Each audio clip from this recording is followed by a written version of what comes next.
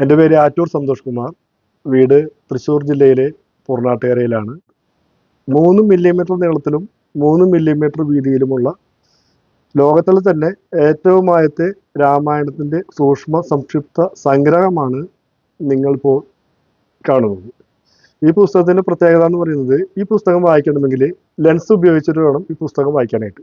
ലോകത്തെ ഏറ്റവും ആദ്യമായിട്ട് വൃത്താകൃതിയിൽ തയ്യാറാക്കിയിട്ടുള്ള ഒരു പുസ്തകമാണ് നിങ്ങളിപ്പോൾ കണ്ടുകൊണ്ടിരിക്കുന്നത്.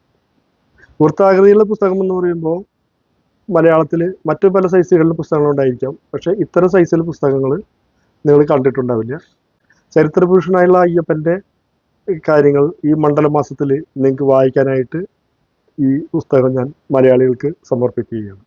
യോഹന്നാൻ്റെ സുവിശേഷത്തെ ആസ്പദമാക്കി റോസ്മേരിയുടെ സത്യസാക്ഷ്യം എന്ന് പറഞ്ഞ ഈ പുസ്തകം, ഇതിൻ്റെ പ്രത്യേകത എന്ന് പറയുന്നത് 3 സെൻറ്റിമീറ്റർ നീളവും 4 സെൻറ്റിമീറ്റർ വീതിയിലും 850ഓളം പേജുകളിലായിട്ടാണ് ഞാൻ ഈ പുസ്തകം തയ്യാറാക്കിയിട്ടുള്ളത്.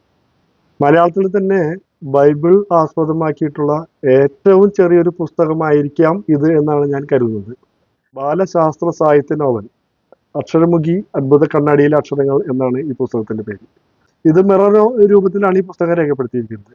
പുസ്തകം വായിക്കണമെങ്കിൽ ഞാൻ നേരത്തെ സൂചിപ്പിച്ച പോലെ കണ്ണാടി വേണം. ഈ കണ്ണാടിയിലൂടെ വായിക്കാവുന്ന ലോകത്തെ ഏറ്റവും ആദ്യത്തെ പുസ്തകത്തിന് India book of record award കിട്ടിക്കഴിഞ്ഞൊരു വിവരം കൂടി ഞാൻ സന്തോഷപൂർവ്വം അറിയിക്കുകയാണ്. നമുക്ക് ചെറുതായൊന്ന് പ്രണയിക്കാം എന്നാണ് ഈ പുസ്തകത്തിൻ്റെ പേര്.